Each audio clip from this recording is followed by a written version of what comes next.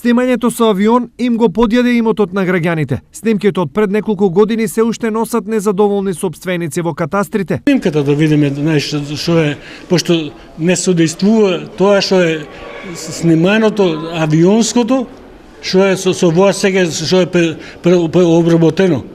Значи тоа треба да видиме што фале, колку фале и дека фале. Овој случај ниту е единствен, ниту е изолиран. Со слични проблеми катастрите во државата се соочуваат секој ден. Генерално граѓаните како најчести проблеми ги истакнуваат проблемите кои што се јавени при авионските снимања на самите парцели, односно разликите што се јавуваат меѓу соседите, односно уредувањето на меѓите на едни соседи со други како резултат на авионското снимање. Други проблеми кои што ни се јавуваат во делот на легализацијата на дивите градби, значи граѓаните се интересираат.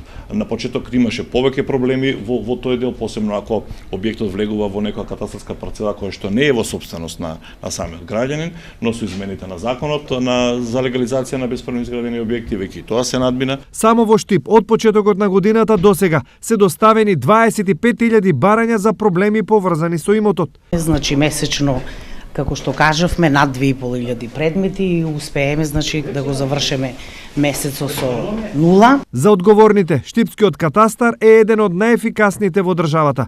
Но што за неговата работа мислат граѓаните? И презадоволна. Кога да сум дојдела, секој пат сме завршиле работата како што треба. Имотен лист. И да, сега моментално одма ми го вадат и нема никаков проблем. Се во ова беше кажано денес на отворените денови на катастарот кои се спроведуваат по 9-ти пат. Лани, на ниво на држава, средба со надлежните од катастарот во текот на овие денови побарале 2900 граѓани. На 800 работата им е завршена веднаш, а останатите добиле совет како проблемот да го решат. Инаку денес катастрот ги отвори вратите за граѓаните, а утре отворен ден ќе има за фирмите и геодетите.